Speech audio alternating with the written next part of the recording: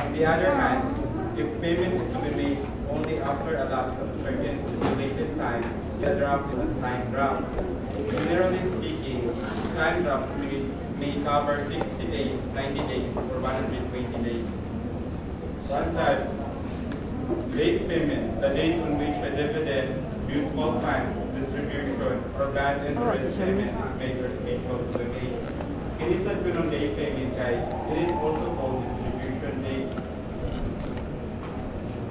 Then, character of the drawing. If the drawing is a bank, the draft is known as a bank draft.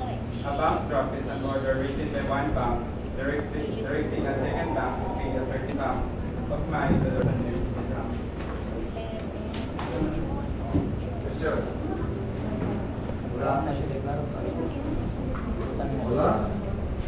Very good. Next report, sir.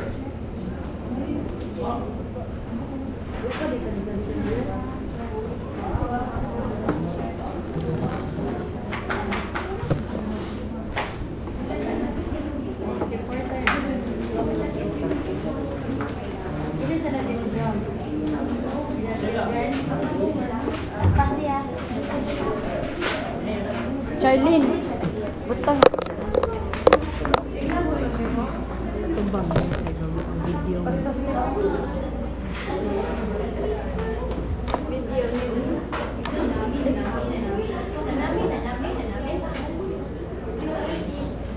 Good afternoon. I'm going to report about negotiability.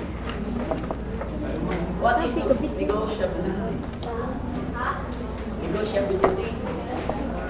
Negotiability is defined as the policy whereby a bill, note, or check passes from one hand to hand like currency.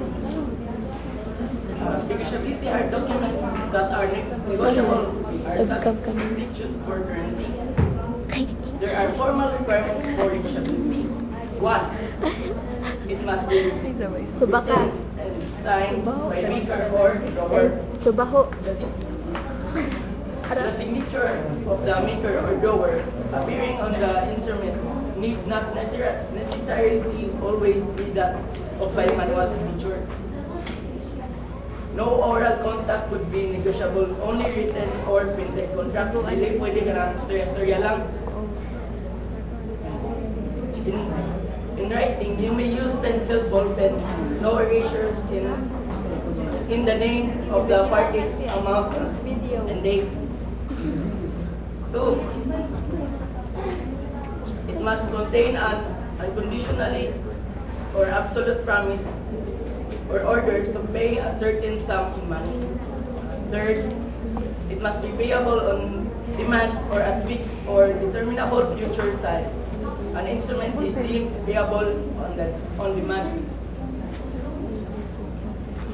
It must be payable to order or to bear the words to be recorded and are simply standardized words indicating negotiability.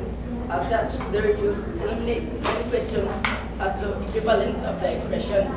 And the last one is where the instrument is addressed to a drawing.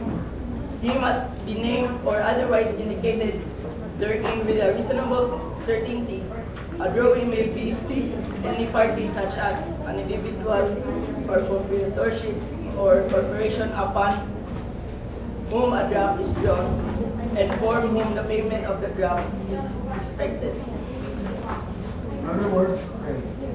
In brief, what is meant by negotiability? It is negotiation between two persons. Negotiation between two persons? Naging contract. Negotiability? Capable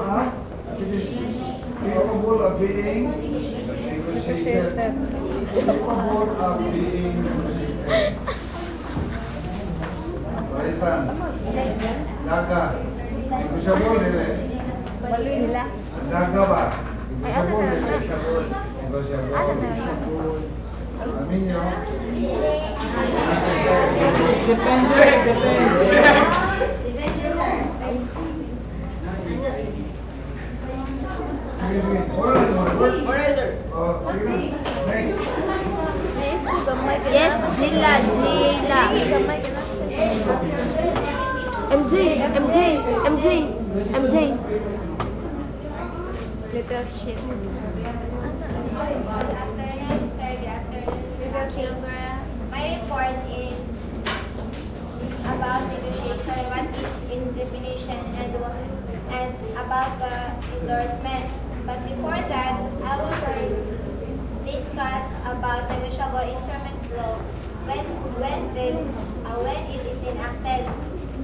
Negotiable instruments law was enacted in the Philippines on February 3, 1911.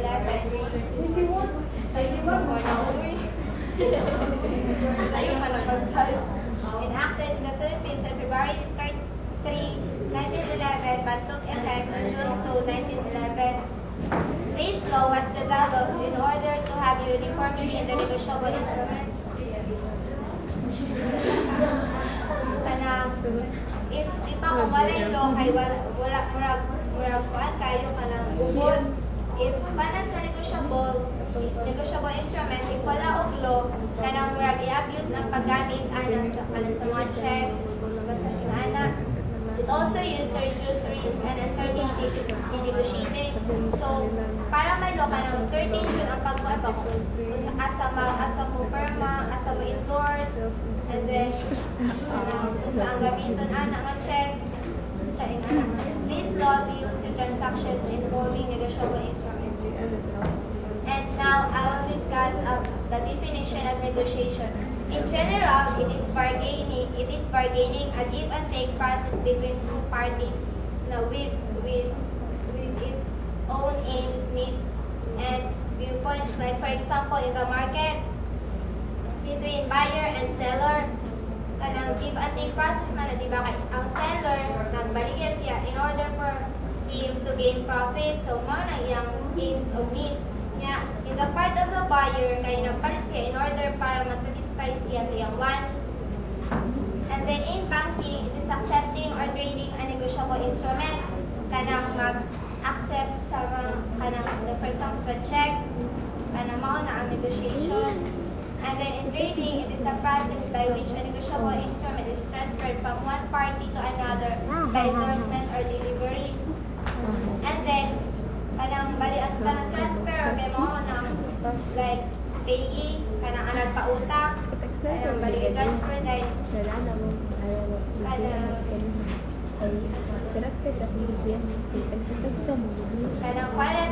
mula konsent na kanang like for example kanang magpa-deliver ka o kuan kanang mga products like for example kanang appliances kuan na kanang negotiation kay it is transferring from one party to another.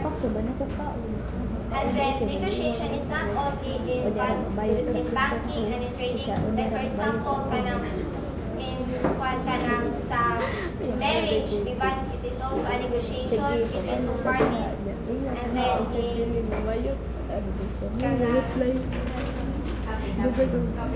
kana also sa divorce. And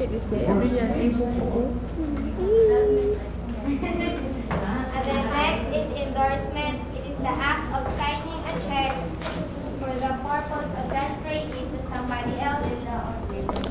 Under Negotiable Instruments Act, it means the writing of one's name on the back. Balik ka na sa check, gani ka na at the back, ka na ang payee, kay murag mo siya, mo sign siya dito na nagkuan nga, ka na magpautang siya, ka na murag, balik ka to ng utang niya, kay balik ihatag to niya sa bank.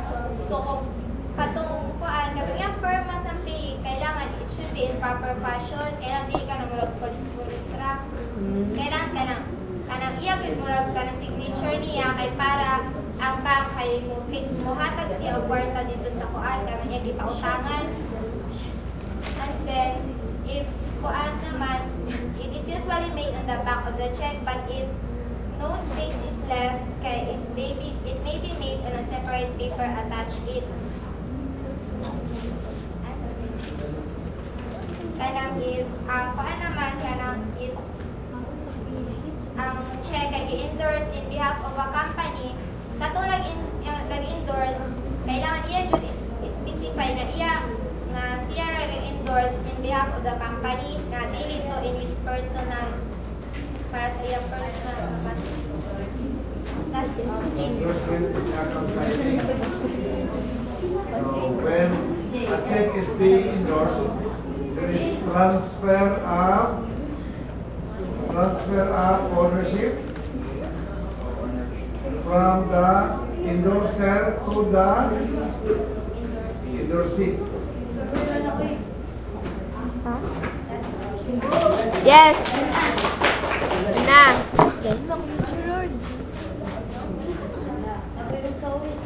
Ako na usap. Last na? Ikaw na? Dapat. Ikaw na? Sino online? Ito, ibasyo ko. Mas taas. Ibasyo. Ikaw? Alo. Ako agnaw. Tanga. Pero yan siya.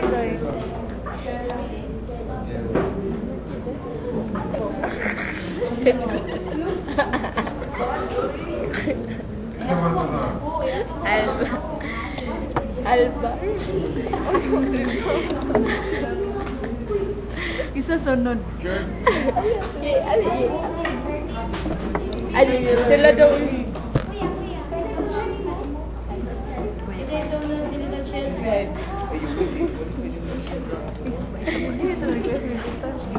Ayoko pa.